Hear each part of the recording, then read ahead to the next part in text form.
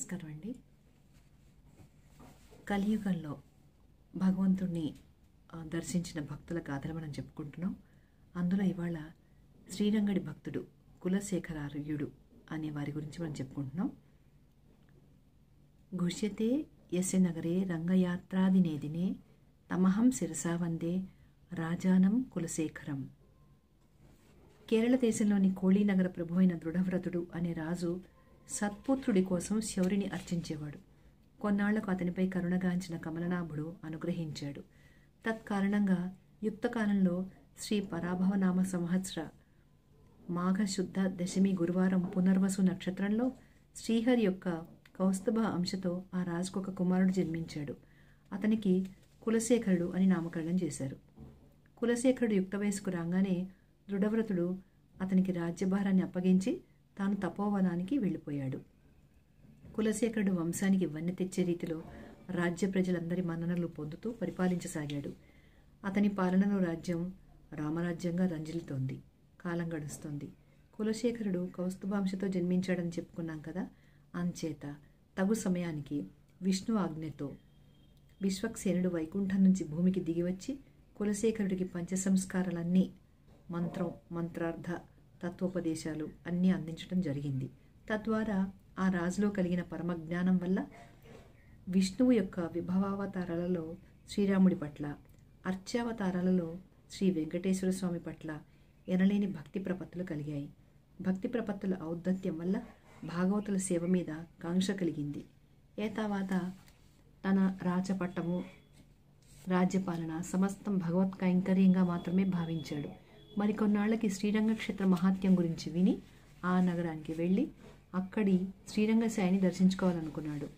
నానాటికి ఆ కోరిక బలపడటంతో ఒకనాడు రాజ్యభారం అంతా మంత్రులకు అప్పచెప్పేసి ఆ మర్నాడే తను శ్రీరంగం వెళ్ళిపోతున్నట్టుగా ప్రకటించాడు.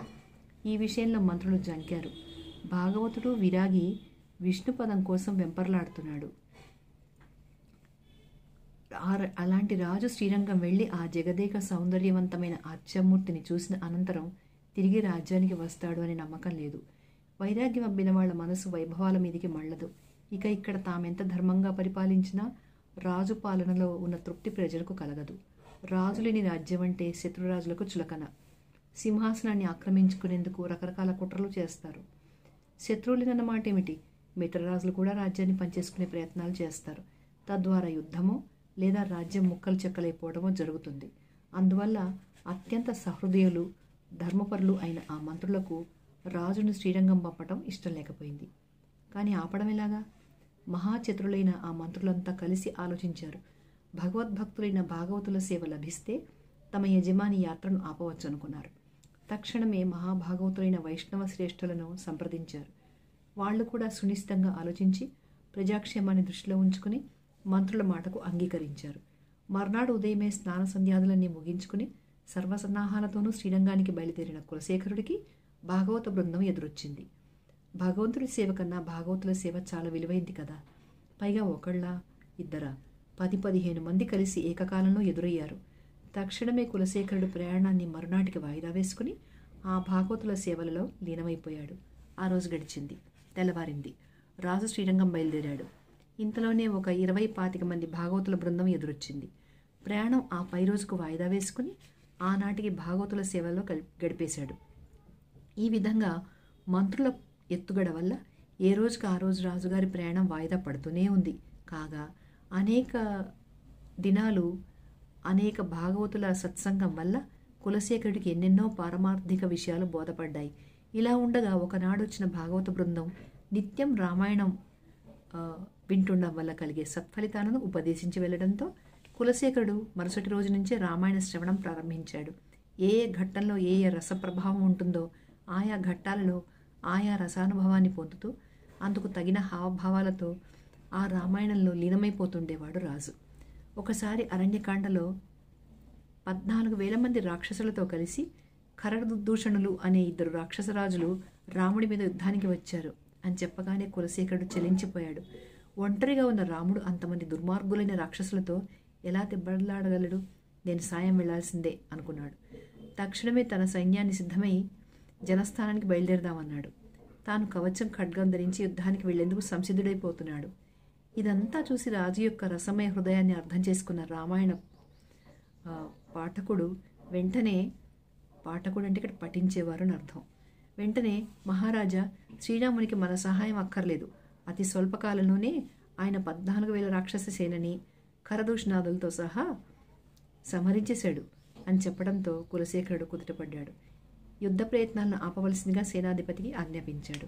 ఈ విధమైన రాజు మనసును తెలుసుకున్న ఆ పండితుడు రామాయణంలో శ్రీరాముడికి వచ్చిన కష్ట నష్టాలని వాటిని చెప్పకుండా సుఖ సంతోషాలని బలపరాక్రమాలని చెప్తూ పారాయణ కొనసాగిస్తున్నాడు. ఒక రోజున ఆయన పారాయణకు రాలేకపోయాడు. తత్కారణంగా ఆయన కొడుకు వచ్చి పారాయణ చేయసాగాడు. ఇతనికి రాజు యొక్క రసోన్మత్తత గురించి తెలియని కారణంగా చదవాల్సిన ఘట్టాన్ని యథాతథంగా చదివేయసాగాడు. అలా చదువుతూ రావణాసుడు సీతాదేవిని అపహరించి లంకకు తీసుకుపోయేను అని చదివేసరికి కులశేఖరుడు కుమిలిపోయాడు. నా తల్లిని ఇలా చేస్తాడా రాక్షసుడు అని క్రుద్ధుడయ్యాడు. కవచ ఖడ్గాలని ధనుర్బాణాలని ధరించాడు. సర్వసేనా సమేతంగా లంక మీదికి యుద్ధానికి బయలుదేరాడు. లంక అంటే మాటల సముద్ర తీరానికి 800 మైళ్ళ లోపల ఉందని, వెళ్ళడం ఎలాగని కులశేఖరుడు ఆలోచించలేదు. సముద్రపు నీళ్లలో దిగి ముందుకు వెళ్ళిపోతున్నాడు. రాజే చొచ్చుకుపోతుంటే సేనలకు తప్పదు కదా, ఇదేం చావొచ్చిందిరా భగవంతుడా అనుకుంటూ రాజు వెనకాలే సేనలు కూడా సముద్రంలోకి దిగాయి. అత్యంత భక్త్యావేశపరుడైన ఆ కులశేఖరుడు ఈ చర్యకు దేవతలంతా ఆకాశం నుంచి చూడసాగారు. అతని పట్ల ప్రసన్నుడైన విష్ణువు తక్షణమే శ్రీరామావతార రూపాన్ని ధరించి సీతాలక్ష్మణ సమేతుడై కులశేఖరుడి ఎదుట సాక్షాత్కరించాడు. ఆవేశపడకు కులశేఖర, ఆ రావణాసురుడిని నేను చంపేశాను, సీతను విడిపించాను. ఇదిగో నీ తల్లి సీత, ఇదిగో లక్ష్మణుడు. ఇక నువ్వు శాంతచిత్తుడివై వెనుదిరిగి నీ రాజ్యానికి వెళ్ళవయ్యా అని చెప్పాడు రాముడు. ఆ సీతారామ లక్ష్మణ స్వరూపాలు అక్కడున్న వాళ్ళందరికీ కూడా స్పష్టంగా కనిపించాయి. ఆ దర్శనంతో ఆనంద పారవశ్యుడై అనతి కాలంలోనే కోలుకుని ఆయనకు నమస్కరించి రామాజ్ఞ అనుకుంటూ ససైన్యంగా వెనుదిరిగి తన నగరానికి చేరుకున్నాడు. మహారాజుని శ్రీరంగం వెళ్లకుండా ఆపేందుకు గాను మంత్రిసత్తములు పన్నిన భాగవత సేవా పథకం ఈ విధంగా పరిణమించడంతో వాళ్ళంతా మళ్లీ సమావేశమైనారు. ఏ విధంగా క్షణక్షణ ప్రవర్ధమానమవుతున్న విష్ణు భక్తి, వైష్ణవ సేవ, వైరాగ్యాలు ఇవన్నీ కూడా మంత్రులకు తలనొప్పిగా పరిణమించాయి. దేశక్షేమం కోసం రాజుని రంగం వెళ్లకుండా ఆపేందుకు ప్రయోజనం లేకుండా పోయింది. అందం చందం లేని మొగుడు మంచం నిండా ఉన్నాడన్నట్లయింది. ఈయన దాన ధర్మాలు, వైష్ణవ సమారాధనలు వగైరాలతో సగం కోశాగారం కర్పూరంలా హరించుకుపోయింది. ఇంకొన్నాళ్ళు ఆగితే ఒక్కసారిగా సర్వమంగళం తిరుమంగళం తప్పవు. కాబట్టి రాజుగారిని వైష్ణవ వంశంలోకి దింపింది మనమే కనుక ఈ రొంపిలోంచి మనమే ఆయనను బయటకు లాగి తిరిగి ప్రజా పరిపాలనా కార్యాలలోకి దిగేలాగా చూడాలి. అలా చేయాలంటే మహారాజుకు వైష్ణవుల మీద అపనమ్మకం కలిగించాలి అని ఆలోచించి ఒక పన్నాగం పన్నారు. ఇంతలోనే శ్రీరామనవమి వచ్చింది. రాజ్యమంతా రంగరంగ వైభవంగా కోలాహలంగా ఉంది. రాజనగర్లో మహారాజుల కిలవేలిపైన రాజగోపాలస్వామి మందిరాన్ని వైష్ణవ భాగవతోత్తములు స్వయంగాను సర్వతోభద్రంగాను అలంకరించారు. ఇదే అదనుగా మంత్రులు ఆ స్వామివారి నగలలో అత్యంత మూల్యమైన ముత్యాలహారాన్ని తప్పించారు. మంగళ స్నానాల ముహూర్తానికల్లా రాజగోపాల స్వామి వారికి తిరుమంజనం అంటే అభ్యంగన స్నానం చేయించారు. తళత్తారు వినూత్న వస్త్రాలను ధరింపజేశారు. నగలను అలంకరిస్తున్నారు. తీరా చూడబోతే ఆ నీలమేఘ శ్యాముడికి అందంగా అమర్చే అతి విలువైన ముత్యాలహారం కనపడలేదు. అర్చకులు భయపడ్డారు. విషయాన్ని కులశేఖరుడికి విన్నవించారు. క్రుద్ధుడైన ఆ పృథ్వీపతి వెంటనే మంత్రుల్ని పిలిచి దొంగని పట్టుకుని నా ముందు నిలబెట్టండి అని ఆజ్ఞాపించాడు. ఇదంతా వాళ్ళు వేసిన ఎత్తే కనుక పరిశోధన చేసినట్లు కొందరి దగ్గర కూపిలి లాగినట్లు ప్రవర్తించి చిట్ట చివరిగా రాజుని చేరి, అయ్యా, ఇది బయట వాళ్ళు ఎవరో చేసిన దొంగతనం కాదండి, మీకు ఏవేవో నమ్మకాలు కలిగించి మీ చేత పూజలు అందుకుంటూ రాజనగరిలో స్వేచ్ఛగా తిరిగే వైష్ణవులలోనే ఎవరో ఈ పని చేసి ఉండాలి, వారిని పరిశోధించమంటారా అని అడిగారు. కులశేఖరుడు నవ్వాడు. పరమ భాగవతోత్తములైన వాళ్ళని పరిశోధించాల్సిన పని లేదు. ఒక కుండలో భయంకరమైన త్రాచుపామును పెట్టి గట్టిగా మూతపెట్టి రాజగోపాలస్వామి సన్నిధికి తీసుకురండి అని చెప్పి తాను పునః స్నానార్థం వెళ్ళాడు. చౌర్యం చేశారంటే నమ్మలేకపోతున్నాను. అయినా మహామేధావులు, విశ్వాసపాత్రులు అయిన మీరు చెప్పడం వల్ల వాళ్ళని కూడా పరిశోధించాల్సిందే. కానీ మీరు పరిశోధించినా ప్రశ్నించినా వాళ్లలోని నిరపరాధులు బాధపడే అవకాశం ఉంది. అంచేత ఆ పరిశోధన ఏదో స్వయంగా మేమే చేస్తాం. నేను రాజుని, సర్వాధికారిని కాబట్టి నన్నేమీ అనలేదు. జరగకూడని దోషం జరిగింది కనుక ప్రోక్షణార్థం మేము పునఃస్నానం చేసి వస్తాం. ఈ లోపల మీరు కుండలో ఒక భయంకర రాజుపామును పెట్టి దాని మీద ఒక తీసుకురండి. తాను స్నానార్థం వెళ్ళిపోయారు. మంత్రులు తమ ఎత్తు పారుతోందనుకున్నారు. ఆ ఒక పాముతోనే రాజు చుట్టూ చేరిన వైష్ణవ భాగవతులందరినీ తరియచ్చనుకున్నారు. రాజాజ్ఞ ప్రకారం మంచి విషపూరితమైన జాతి త్రాచుని ఒక కుండలో పెట్టి పైమూతలాగా వాసన కట్టి తెచ్చి రాజగోపాలస్వామి మందిరంలో ఉంచారు. సంప్రోక్షణ స్నానం చేసి ఆ తడిబట్టలతోనే వచ్చేశాడు రాజు. ఈ దొంగతనం గురించిన దొరగారి తీర్పు కోసం అక్కడి వారంతా ఊపిరి బిగబట్టుకుని నిలబడి ఉన్నారు. కులశేఖరుడు ఆ పామున్న కుండను సమీపించాడు. అక్కడున్న రాజగోపాలస్వామి విగ్రహానికి నమస్కరిస్తూ, తండ్రి, నీ ముత్యాలహారం దొంగతనం విషయంలో ఇక్కడి భాగవతులకు ఏమాత్రం ప్రమేయమున్నా ఈ కుండలో పాము నన్ను కరిచి చంపుగాక అనే సంకల్పాన్ని ఆ కుండకున్న మూతను తెరిచి అందులోని పాముని చేతబట్టి పైకి తీసి అందరికీ వినపడేలాగా పెద్దగా చెప్పాడు. త్రుళ్ళిపడ్డారు మంత్రులు. తామనుకున్నది ఒకటైతే జరుగుతున్నది ఇంకొకటి. అలాగని విపత్తును ప్రకటిస్తే వికటించేది వాళ్ళ బతుకే. అందువల్లనే లోపలే జంజాట పడిపోతూ స్తబ్దంగా ఉండిపోయారు. రెప్పపాటులోని 100వ వంతు కాలంలోనే ఇదంతా జరిగిపోయింది. కులశేఖరుడు తాను ప్రకటించినట్లుగానే కుండకున్న వాసన విప్పి తన చేతిని ఆ కుండలో ఉంచి ఆ భయంకరమైన త్రాచును పట్టుకుని బయటకు తీశాడు. ఆశ్చర్యం! మహారాజు చేతిలో అదేదో నల్ల కలువల దండలా ఉంది, కానీ భీషణమైన త్రాచులా లేదు. అది కులశేఖరుని కాటు వేయలేదు, కనీసం బుస కూడా కొట్టలేదు. పడగ అటూ ఇటూ తిప్పుతూ అక్కడి జనసందోహాన్ని నిర్మమంగా చూస్తూ యజమాని చేతిలోని పెంపుడు జంతువులా ఉండిపోయింది. మహారాజు ఆనందించాడు. పాము తనను కరవనందుకు కాదు, భాగవతులు నిర్దోషులు అని రుజువైనందుకు. ఆ భక్తులంతా కులశేఖరుని కృతజ్ఞతాపూర్వక నయనాలతో చూశారు. మంత్రులు రివ్వున వచ్చి రాజు కాళ్లపై పడ్డారు. తమ తప్పిదాన్ని, అందుకు దారితీసిన పరిస్థితిని వివరించి చెప్పి మన్నింపు కోరారు. నవ్వేశాడు ఆయన. చేతిలో పాముని నేల మీద వదిలాడు. ఆ కుండ బహుశా దాని సొంత పుట్టమట్టితోనే చేశారేమో. అది చిరచిరా పాక్కుంటూ మళ్ళీ కుండలోకి దూరిపోయింది. ఇన్ని కుట్రలు కుతంత్రాల మధ్యన నాకు ఈ సింహాసనం అక్కర్లేదు. ఈ ప్రజల్ని మీరే ఎలుకోండి. నాకు శత్రుత్వాలు లేవు, మిత్రుత్వాలు లేవు.